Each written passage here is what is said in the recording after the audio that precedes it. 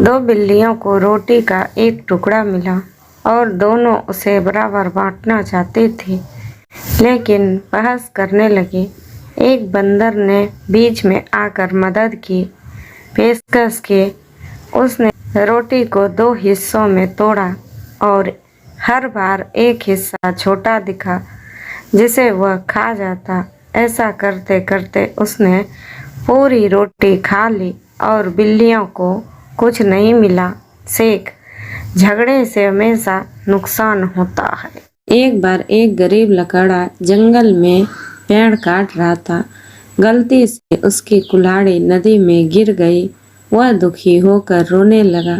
तभी नदी से जल देवी प्रकट हुई और उसने सोने की कुल्हाड़ी दी, पर लकड़हारे ने इनकार कर दिया। उसकी ईमानदारी देखकर देवी ने उसकी असली कुल्हाड़ी लौटा दी।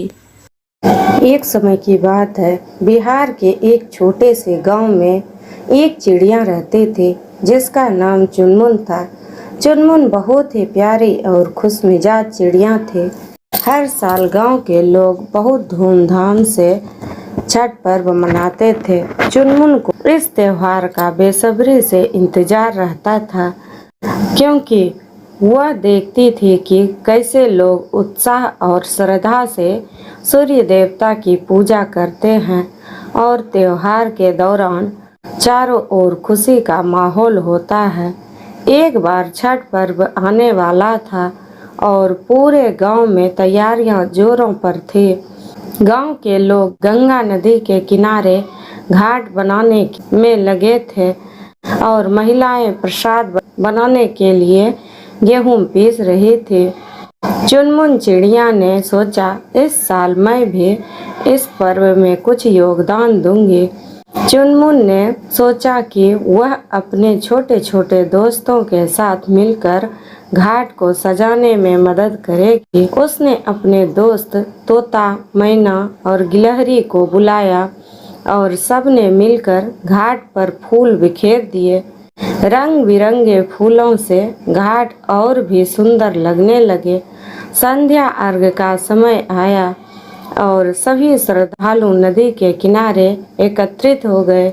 महिलाएं दीप जलाकर सूर्य देव को अर्घ्य दे रही थी। चुनमुन और उसके दोस्तों ने सोचा कि वे भी अपना छोटा दीपक जलाकर सूर्य देवता को श्रद्धांजलि अर्पित करेंगे। चुनमुन और उसके दोस्तों ने एक छोटे से पत्ते में दीपक जलाया और उसे नदी में छोड़ दिया। दीपक की रोशनी देखकर गांव के लोग बहुत खुश हुए और उन्होंने चुनमुन और उसके दोस्तों की तारीफ की। चुनमुन चिड़िया ने महसूस किया कि किसी के भी योगदान से त्योहार और भी सुंदर और पवित्र बन जाता है, चाहे वह छोटा ही क्यों ना हो। इस तरह चुनमुन और उसके दोस्तों ने छठ पर्व को और भी खास बना दिया और सबने खुशी खुशी पर्व मनाया। सीख, छठ पर्व हमें सिखाता है कि मिलजुल कर खुशी मनाना और एक दूसरे का सहयोग करना ही सच्ची पूजा है। एक बार एक प्यासा कौवा पानी की तलाश में इधर उधर उड़ रहा था। उसे एक घड़ा मिला, लेकिन पानी बहुत कम था। कौवे ने सूझबूझ से एक एक करके कंकड़ घड़े में डाले, जिससे पानी ऊपर आ गया। उसने पानी पिया और उड़ गया।